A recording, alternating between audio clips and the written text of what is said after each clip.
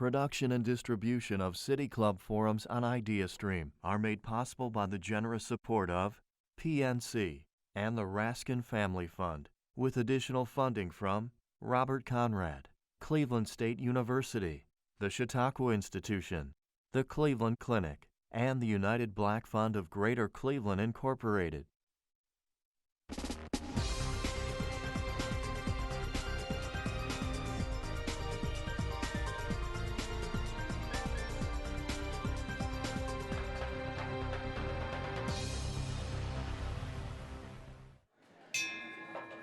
Good afternoon and welcome to the City Club of Cleveland. I'm Dan Moulthrop. I'm Chief Executive here. I'm also a proud member. And I'm pleased to introduce our speaker today, a woman who has overcome overwhelming odds, a woman Oprah Winfrey refers to as her, quote, all-time favorite guest, the author of The Awakened Woman, Reimagining and Reigniting Our Sacred Dreams, Dr. Tererai Trent. We often think of education as the main pathway out of poverty. There may be no other story that better illustrates the power of an education and the tenacity of the human spirit than that of our speaker today. Dr. Trent grew up in rural Zimbabwe without electricity or running water. She was not permitted to attend school. Instead, she was married at age 11, and by age 18, she had 3 children. Through it, though, she never once surrendered her dream of pursuing an education, and she fulfilled her dream.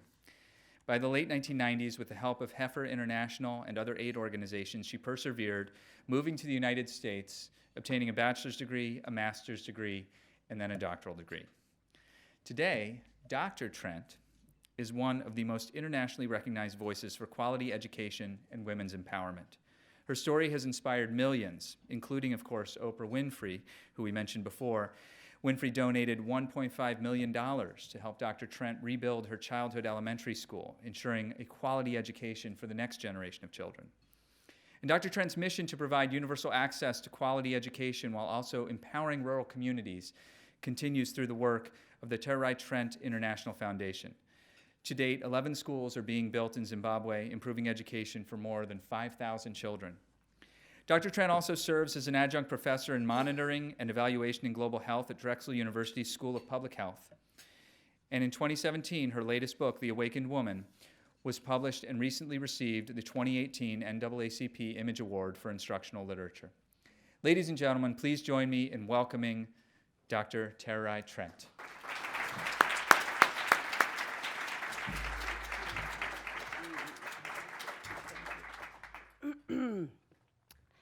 In his autobiography, Long Walk to Freedom, Nelson Mandela states, "It is only through education that the daughter of a peasant becomes a doctor, that the son of a mine worker becomes the head of a mine, and that the child of a farm worker becomes the president of a great nation. I know no other weapon in my life to fight social injustice except education. I know no other weapon to fight my own abuse except education. I talk about education, I breathe education. I talk about the empowerment of women, I breathe the empowerment of women. I realized earlier on in my own life that the silencing of women is the very thing that becomes a disease in many societies. When women are silenced, we are all silenced.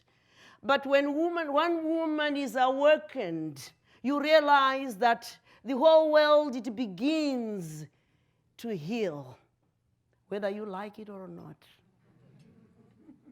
Women are going to be the game changers.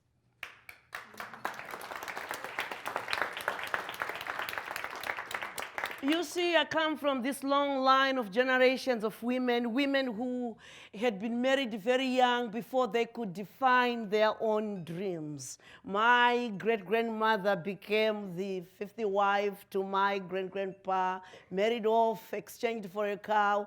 My grandmother would go through the same pathway, became the 60th wife to my grandpa, and I would follow the same pathway, and I realized by the time I was 18, I was a mother of 4 without a high school education, but I wanted education.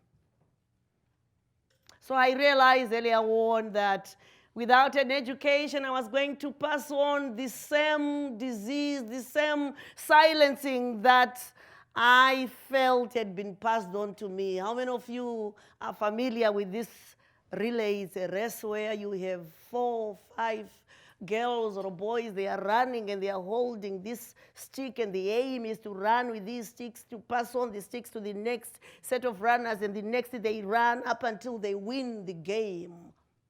What is that race called? A relay. And what is that stick that they are holding? Baton.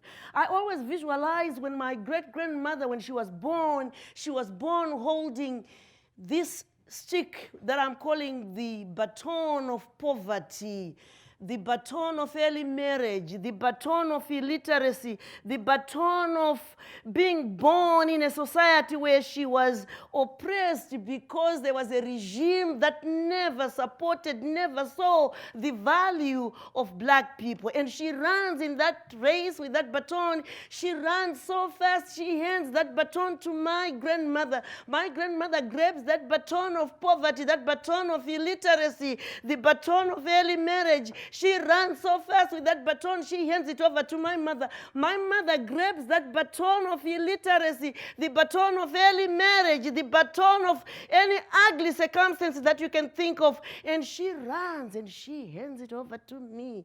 Oh my goodness, I never wanted that baton. It was never part of my race.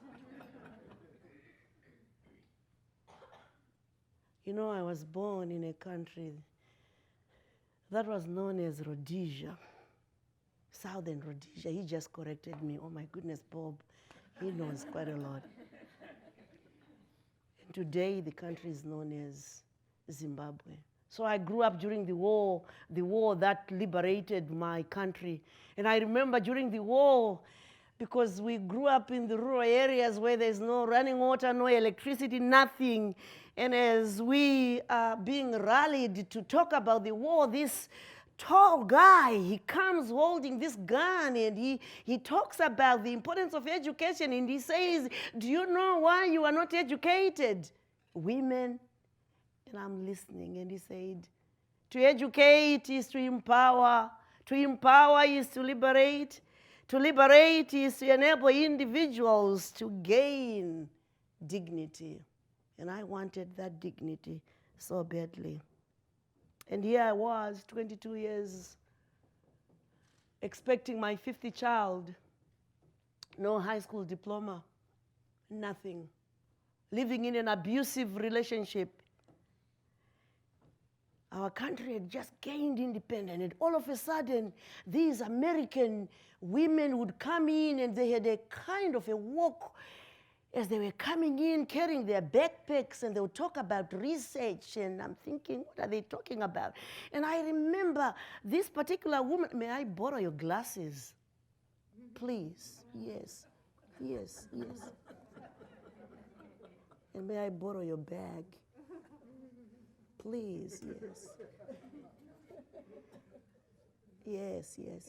And they would carry these bags, and they would walk with their glasses, and they would wear these glasses, and they would open something in their bag.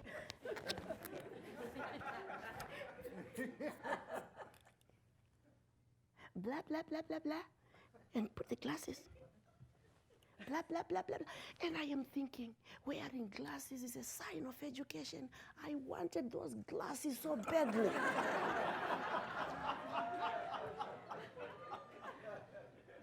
The woman, her name was Jolak. She asked me, what are your dreams? Me, black woman, oppressed, marginalized, going through my own stuff.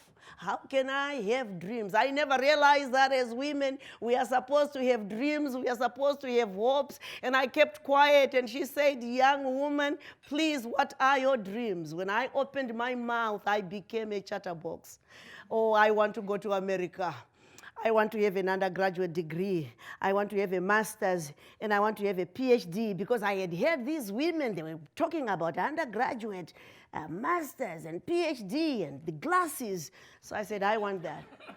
And she looked at me, and she said to me, Tererai, if you believe in your dreams, they are achievable. And she used the word tinogona. Tinogona. And I am thinking, is she crazy? I can have a PhD? He said, yeah. I ran to my mother. I said, Mother, I met a woman who made me believe in my dreams. That was music to my mother's ears. And my mother said, Tererai, if you believe in what this stranger has said to you and you work hard and you achieve your dreams, not only are you going to define who you are as a woman, but you are going to define every life that comes out of your womb and generations to come.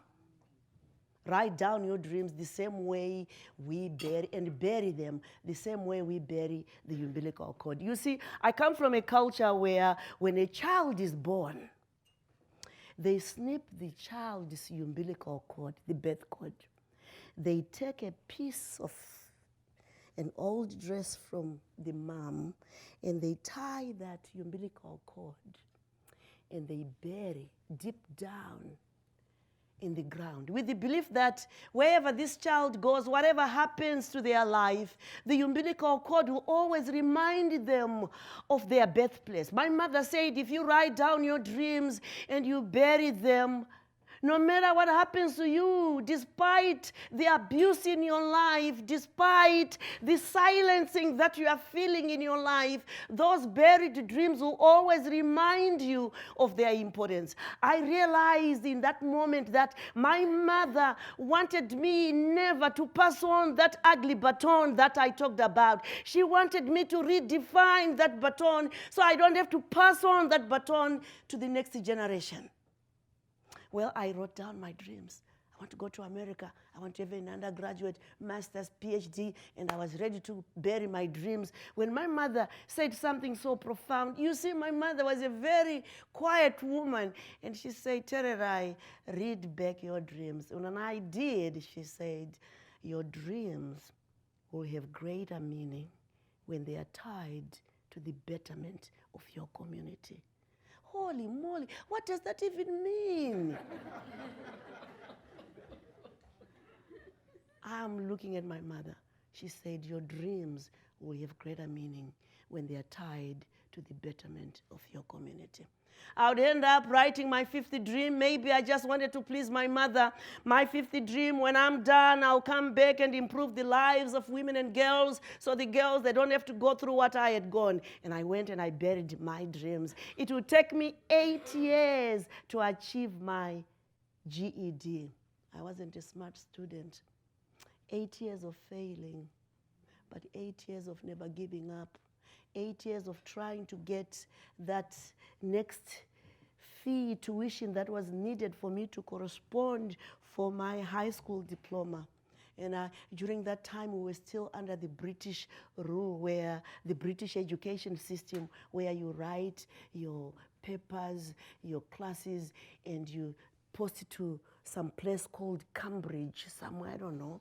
And you wait 3-6 months, you go to the post office, you open that brown envelope. The brown envelope comes and it has a U and it has a D, ungraded failure. And I go back, try to find the next tuition, and I would write again and post it to that place, mail to that place called Cambridge. It comes back after 3-6 months, and I have an F and I have a D. 8 years, I have my high school diploma.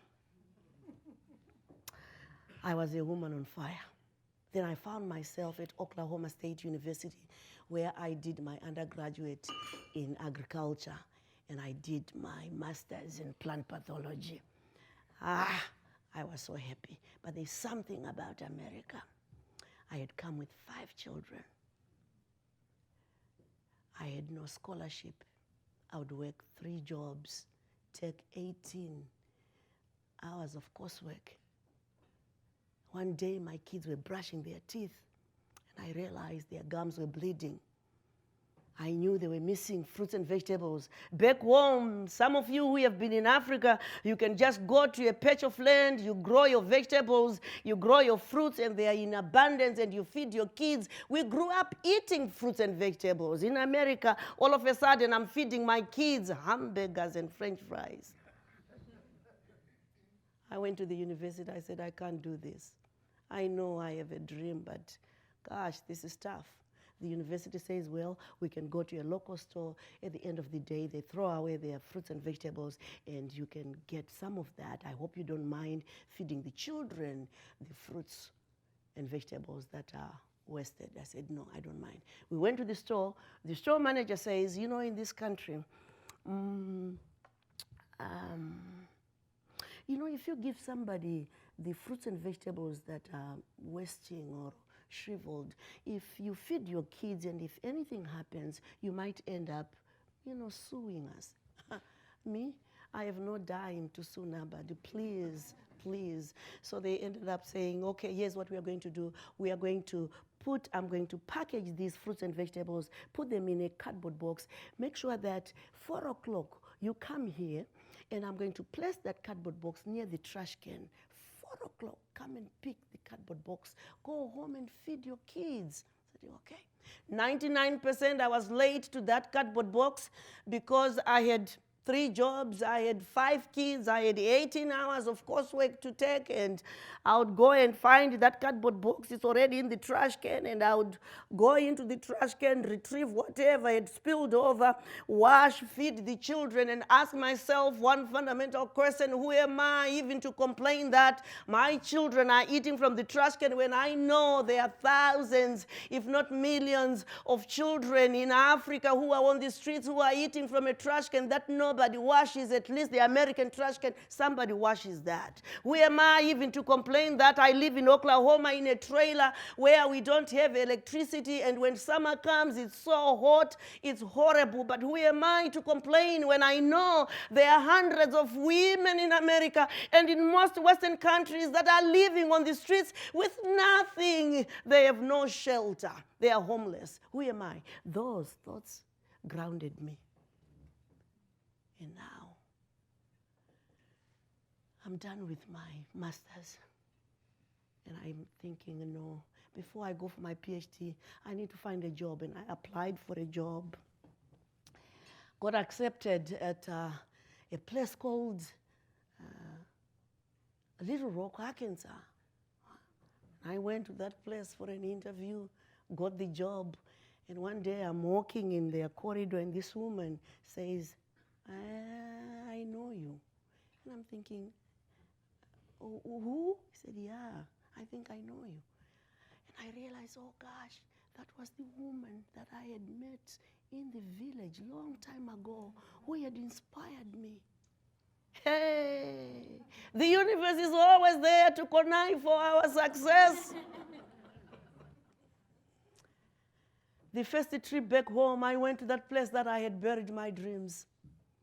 Dug them up, checked going to America, undergraduate, master's, buried back those dreams, realized I still have 2 more dreams, came back to the United States, enrolled myself at Western Michigan University, got my Ph.D. And I realized as I was about to get that small paper that now says you are a Ph.D. holder, it had taken me 20 years from the day that I buried my dreams to get that small paper. And I'm walking to that podium looking at those professors wearing those weird gowns and what have you, and they were about to hand me that small paper, and I felt like a lawyer who had rested her case to the world. And if there are lawyers in this house, please forgive me, but here was my closing argument. If we give education opportunities to those who are torn down and marginalized by the social ills of our time, they can achieve their dreams. If we give education opportunities to women and girls, it is the best investment, the best thing that anyone, any society could do, because women are game changers. Women are healers. We need women to be part of our tables. We can't just live in societies that marginalize and silence women. Well, now I am happy. I am happy, but I couldn't find sleep, and I'm thinking, dear mother, why did you make me write that 50th dream? Come on. And I said, I remember Joe Luck. She said, it is achievable, Tinogona. And I said, I'm going to come up with these T-shirts, and I'm going to get Tinogona. It is achievable on the T-shirts, on the design.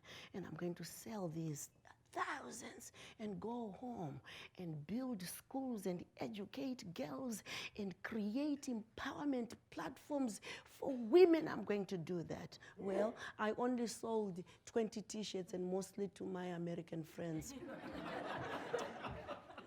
And I realized I didn't have a marketing degree. Then I got this most memorable phone call of my life, the call from Oprah Winfrey, and she donated $1.5 million. And today, in partnership with Oprah Winfrey, we have managed to build 11 schools in the most remote places and benefiting more than 6,000 girls and boys that walk every day into those schools.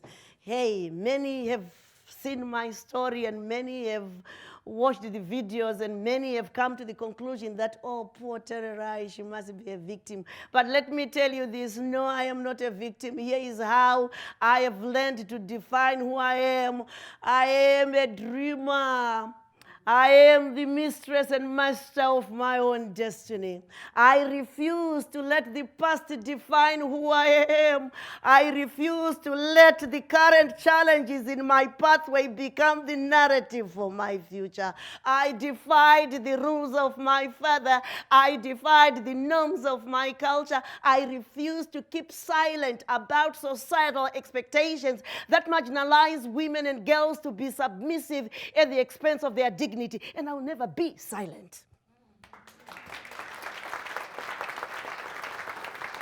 Well, you might be asking, come on, girl. Come on, girl.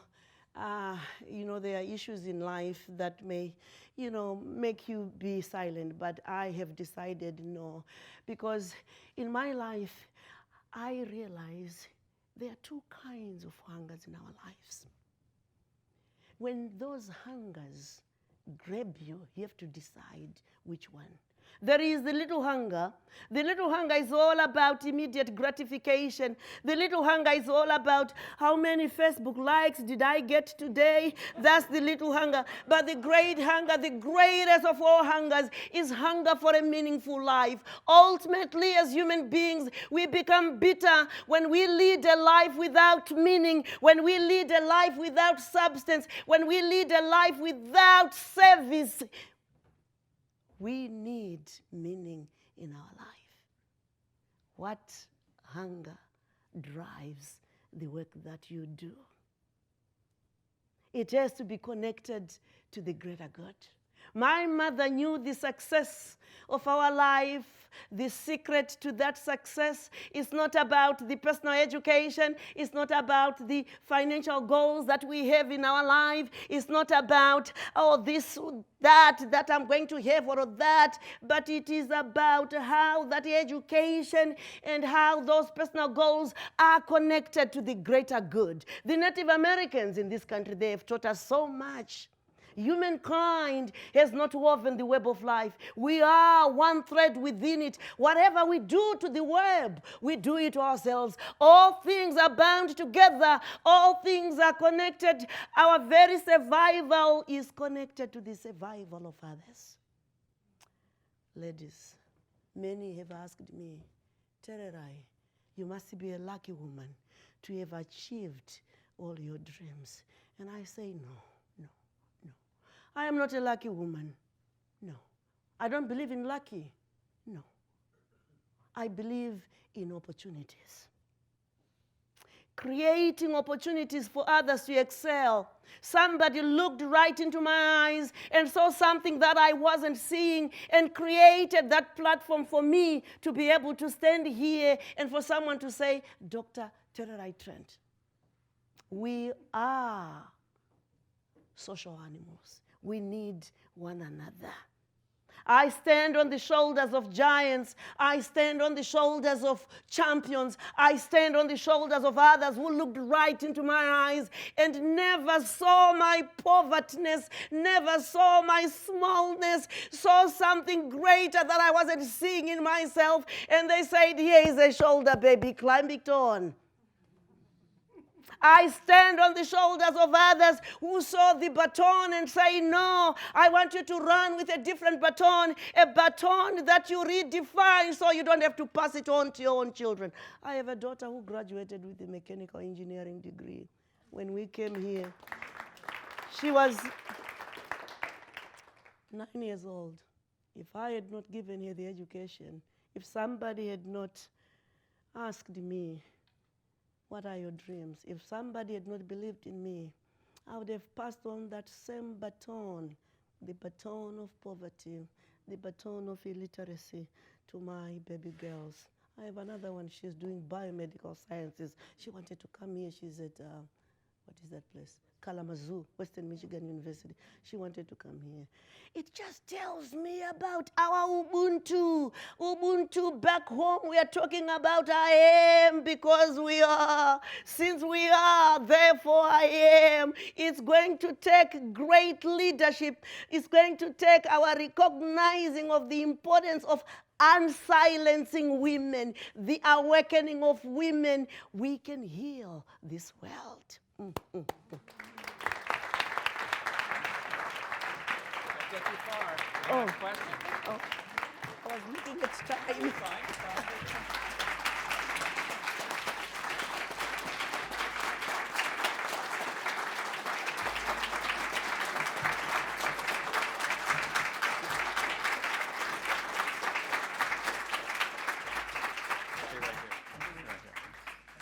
For those of you joining us via our radio broadcast, that was a standing ovation. Today we are enjoying a Friday forum with Dr. Tererai Trent, founder of the Tererai Trent International Foundation and author of The Awakened Woman, Remembering and Reigniting Our Sacred Dreams. We're about to begin the audience Q&A, and we welcome questions from everyone, City Club members, guests, students, and those of you joining us via our radio broadcast or our webcast. If you'd like to tweet a question, you can tweet it at the City Club, and our staff will work it in. You can do the same with the Facebook live stream. Just leave it in the comments section there. Holding our microphones today are the Youth Forum Council Chair, Tiolu Orasanya, and Content Coordinator, Bliss Davis. May we have our first question, please? Good afternoon. I'd like to say thank you for being here. I'm just, as your sorority sister, I'm so proud of what you've accomplished. I'd like to ask you, I taught school for 40 years, and you and I know that there are so many children who are traumatized, have horrible, horrible lives. And for them, would you please just let us know what kept you going? So what kept me going, you know, I talked about this word opportunity. It's all about opportunity. Somebody created opportunity for me. And I think we have a moral obligation as a society to create opportunities for these kids. Because when you feel going down, when you feel tired, overwhelmed, you need somebody who can say, hey, here is my shoulder. We live in societies that believe in this thing that you call individualism. I wish if that word could just be trashed in a trash can. It's our collectiveness that will make these kids excel in their lives. They need someone. They need a mentor.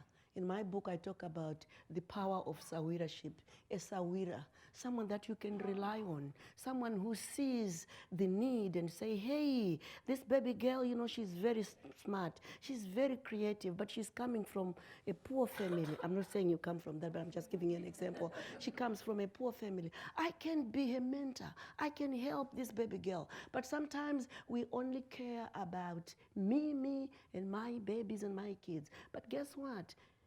To heal this world, we need all of us. My mother used to talk about the power of the invisible ladder, that we are all climbing this invisible ladder, and it is rungs. There are those who are at the bottom of the rung, and there are those at the top of the rung. We have a moral obligation, a sacred obligation, those who are at the top of the rung, to pull the sisters and the kids and the boys and the men so we all enjoy life of equality.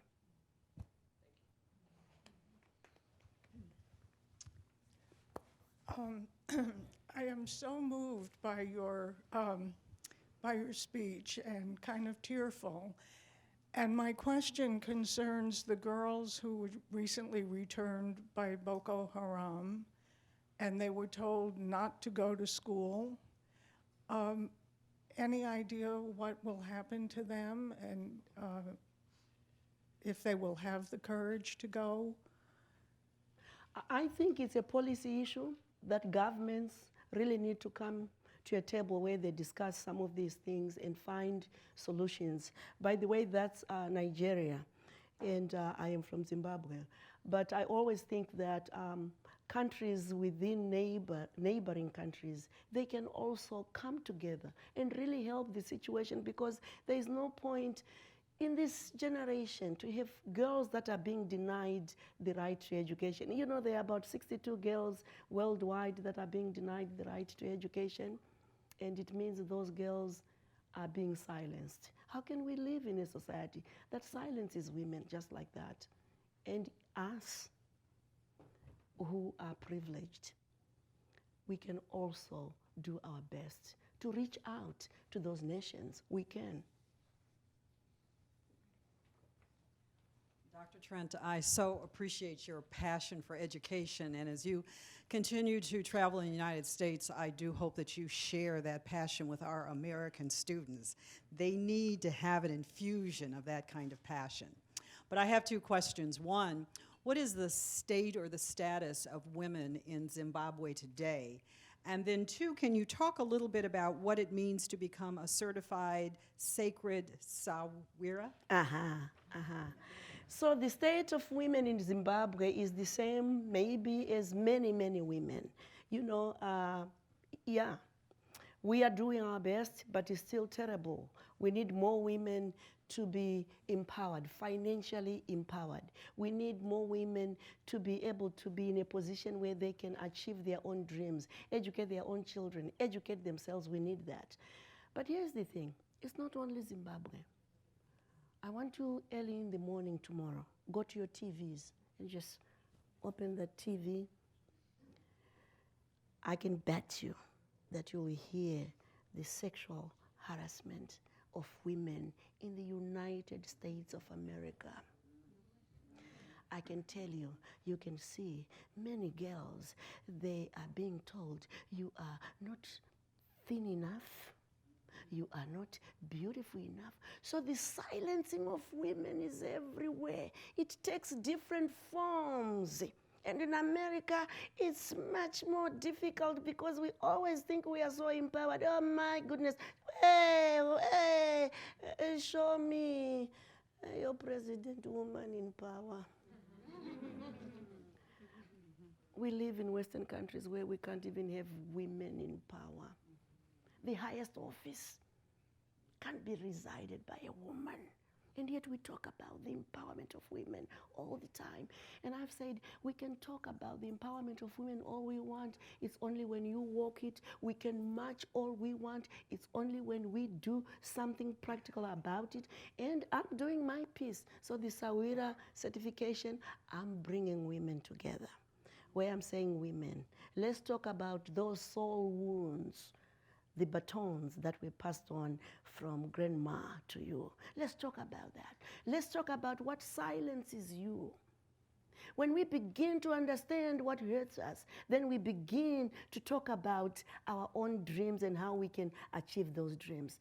And when we have that collective sense of our own dreams, of who we are, then we can go to other communities and train other women. Because women, we need a different plan that can really empower us. That's what I am trying to do with this Awira training of trainers. So it's in Santa Fe. And we are going to have the Native Americans with us. We are also going to have the healers with us, those who believe in the sacredness of womanhood, of being a woman, the empowerment of women and what it takes, and we are going to do that. So I provide those kinds of trainings because I really want women to have the tools, and most of the tools are in the book. Yeah. Oh, by the way, don't forget to read chapter 5 of the book. Dr. Trent, thank you so much. They promised us inspiring, and wow, were you inspiring. I'm interested in the woman with the glasses and the pack that came, well, this one too, but but that came and asked you about your dreams and brought your dreams to you so that you realized that you could have dreams and that was a legitimate thing to do and that you reconnected with her. Can you tell us a little bit about her? Joe, like when I realized that this woman who was asking me, who are you? I remember you. I realized her name is, because she's still alive, Joe Lack. She was the CEO and president of Heifer International. But when I met her, I didn't even know.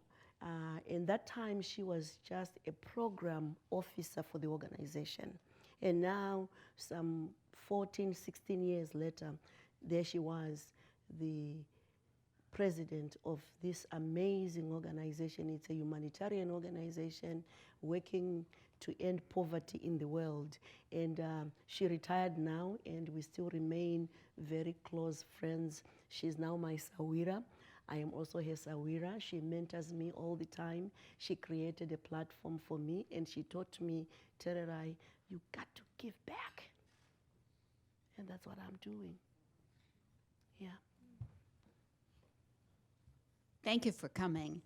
And I'm going to go home and tell my friends to watch on Sunday because they can't miss this presentation. I have a question about your father. Was he supportive of your mother's encouragement of you? Patriarchal societies are very difficult, and I always think that all the men in my community, including my father, they were just following a pathway of what they had seen. We are products of our environment. We should not demonize our men, or we should not demonize anybody. We have to understand where they are coming from. So my mother was this matriarch woman, this healer, this strong woman, quiet but strong. We talk about the river that is so deep and it flows and you feel the energy of the river. That was my mother. She was a woman of very few words, but when she says them, those words, they settle in your bones. Yeah. Thank you so much for coming. I have a variation on a question that Barbara Danforth just asked you. I'm the son of immigrants, so I'm a little bit partial to immigrants. My parents had a grade school education, and yet they had this love of education and made sure that my sister and I were educated.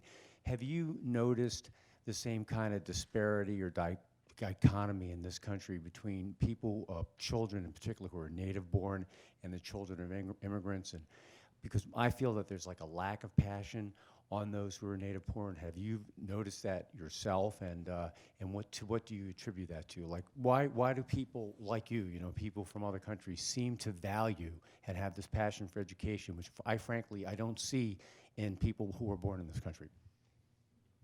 I can write a book about that. But let me just say that, If I had been born in this country, maybe I would not have achieved what I have. There is beauty in adversity. It's a gift in many ways. But let me also say, I don't agree with the fact that the native born are lazy. We got to understand where they are coming from. We got to understand the oppression that their forefathers have gone through, or their foremothers have gone through. This baton that I'm talking about, it's real. You find it in America, the baton of oppression. But we need to create this platform for all of us to thrive. Otherwise, we'll end up thinking, oh, they are lazy. That's why they cannot do that. Look at Dr. Trent, what she has done. But I'm telling you that we just need to do something as a society, because you can't judge these folks with just Tererai. Tererai had a grandmother who said, Tererai, here are the rituals for you. You came from these wombs, the wounded wombs. But the wounded wombs where you came from, there was also wisdom. I want you to take that wisdom. How many of you in America still have grandmothers that they can sit around in an open fire and talk about these things? We need the wisdom of women. We need to create the platforms. Dr. Trent, back over here, sorry. But then we'll get over there. But, oh, you want to go there first? Yeah. I'm okay. That's cool. Yeah.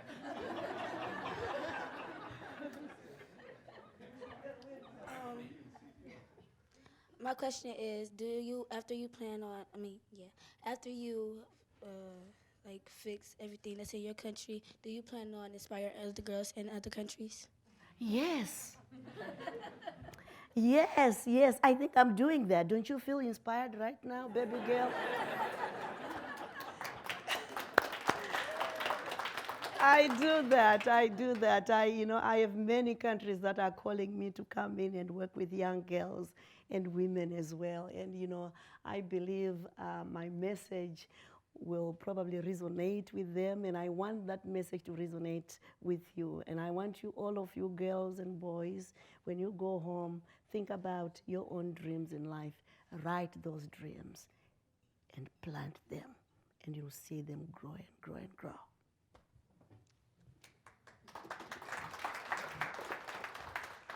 Dr. Trent, before the program, you and I were discussing sort of conflicted feelings around colonialism and post-colonialism. And I was wondering if you could talk a little bit about how you see the post-colonial situation today, particularly in light of international efforts to provide aid to African nations, and in particularly war-torn African nations, and the continuing tension that exists there, and how you see that affecting Zimbabwe's future as well. It's interesting that during a colonial system, before the independence of a country, the countries would thrive because they had a umbilical cord elsewhere that would always make sure that these countries, they don't collapse economically, socially. But in many cases, there were few who were benefiting from the service or from the dependence of the mother country elsewhere, like in Zimbabwe. During Rhodesian time, we never ran out of food. We were known as the bread basket of the country, of the region. We were known for having high literacy rates. We were known for that. But when you look closely at what was really happening in this country, we had what we call Group A schools. These were white schools, and there were then black schools, which were being run poorly, and the education system was very poor. So when we gained our independence, like many African countries after gaining their independence, the mother who was supporting withdraws all their funding and their aid. And then we find these countries, they struggle. Many African countries, after gaining independence, they would take about 20 and if not 40 years for them to really gain back to where they were. Many suffer. There's something about colonialism. There's something about it because, one, it denies the local people the right to their education. There's a lot of poverty that goes in, but nobody's talking about it because it's affecting what they call the so-called minorities. But we'll get there. With my foundation, I have come to the conclusion that it's only when Africans, and especially the African woman, it's only when they can create their own foundation with a business model. That's true empowerment. But as long as we remain begging, every 2-3 years, we have to write that grant proposal, we beg and we get it. As long as we remain begging, we'll never get out of our poverty. We need to be, when we talk about empowerment, it has to be really true empowerment economically, socially, and it has to be homegrown. But what is happening now is none of it. We still have a model where we beg. Surely every year we have to beg. We have to beg. When that money goes out, we go back, and then all of a sudden you hear there's so much corruption in Africa. Who is not corrupt? Tell me. Yes, there's so much corruption. There's also corruption in America. And sometimes Western countries, they perpetuate the corruption. Because when you have these big oil companies coming into these African countries, rigging oil, somebody's being paid to get that. But we don't see that. And when they come in and cut these big trees, because someone in America wants to sit in an office with nice mahogany desks or whatever, those trees that are being cut, the land remains barren. There is environmental degradation. No schools are being built, nothing. Mining and mining and mining. We just have to come to a place where we say, we are brothers and sisters, let's just come up with something that works for everybody. All right. I didn't come to talk about politics. This is something of a follow-up to the last question. You've talked about the difficulties of funding education in your country. Where are the teachers coming from who are willing to go into the rural areas and accept these positions? You know, I bow my head to teachers all the time. Teachers are amazing. Educators are amazing. They work in some of the most difficult places in the world, and they still do it. They still show up. You know, especially rural areas, there's no electricity, there's nothing. You still find teachers who are saying it's a calling. But we need to help them. We really need to. And in Western countries, if we don't work together, you'll continue talking about the immigration laws and policies. We'll still come here. We'll still come here. But if we work together and empower economically those countries in a way that these countries, they are home growing their own businesses, their own economies, I don't think they want to come here. I don't think so. We really don't want to come here. But if we are empowered economically, we can enjoy our own resources, enjoy our own countries. And you can also come and get education in Africa. It will be a beautiful place, a beautiful planet for all of us.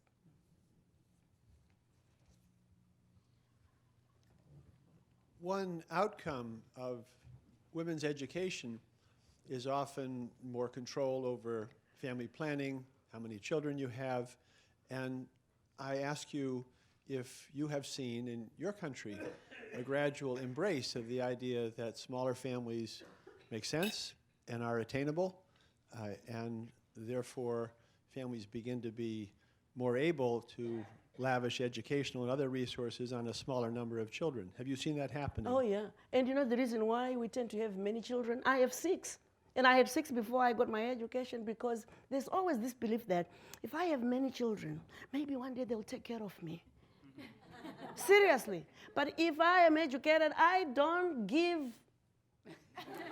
because I don't need those many children. I can only, I can only have 1 or 2. But the reason why many third world countries we have many children, because the women are not educated. The women are thinking, well, my social income is going to come from this child. So if I have 7 of them, one of them or 2 will end up probably buying me a small house.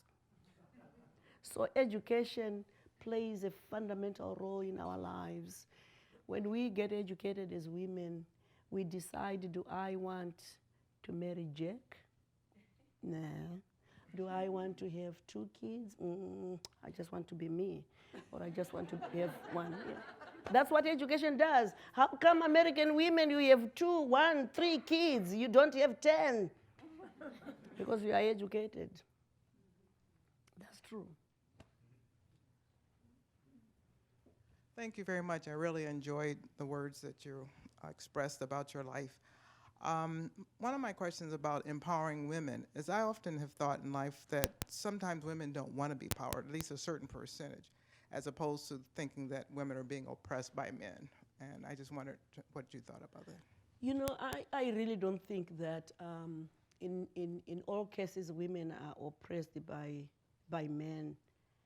Women are oppressed by the society and the laws and policies that we have put in place.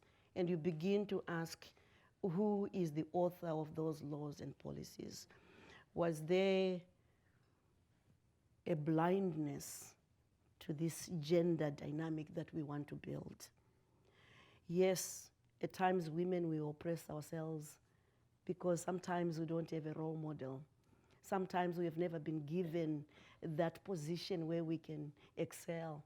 Yes, so it's only up until we create those platforms to empower women, to create those platforms for women to really start thinking about, is this the life that we want for ourselves and our children? Let's give women an opportunity.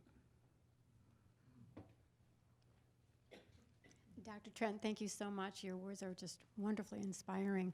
There's some students here today, so I have a question regarding role models. I believe very strongly in role models. They've benefited my life. So if you could tell us some of the characteristics that were important to you and your role models, and how do you find your role models? And then I have another question following up. What's it like being one of your children?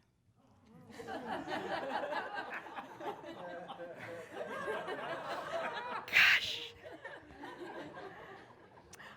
I'll start with that one. I have a boy. He was going to Oklahoma State University taking classes, and apparently he was taking classes from the same professors that I had also taken classes from. He called me one day, he said, "Mama, this is just too much. Every class that I attend, and they say, oh, your mama used to submit the assignment in time. What's wrong with you?" I'm done. Let me tell you this, I'm going to transfer to another university. I leave this university behind. Role models. You know, I always think that a role model is like a sawira, the way I described in my book. The ones who, when they see your vision, they want to be part of that vision. They really buy into it because they believe in your greatness, that you can do this. It's not about just giving ideas and what have you, but it's about connecting this individual with resources, connecting them with knowledge, being there for this person. At times I wonder when people say, you know, I am mentoring 100 people, and I'm thinking, how do you do that? When you have fewer, then you can give them all you have. You give them your time. You listen to them. You understand who they are, where they are coming from. You also understand their vision and their dreams. I think that's a role model that I would want in my life. Somebody who is my champion. Somebody who stands with me. Somebody who sees my need and tell me it's too much. Maybe let's look at it this way. That's the role model that I want in my life. Thank you.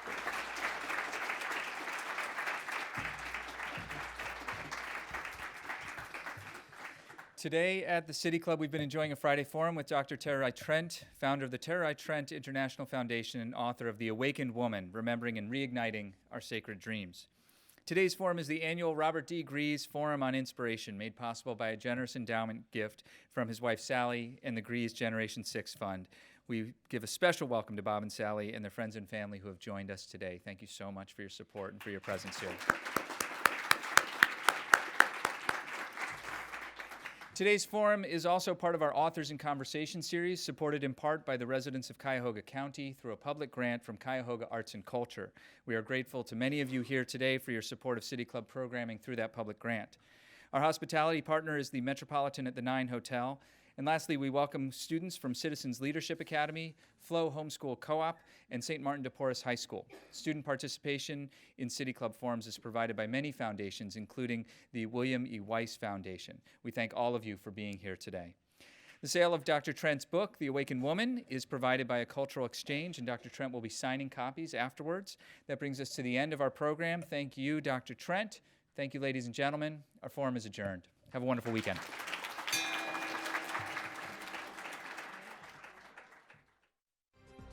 For information on upcoming speakers or for podcasts of the City Club, go to cityclub.org.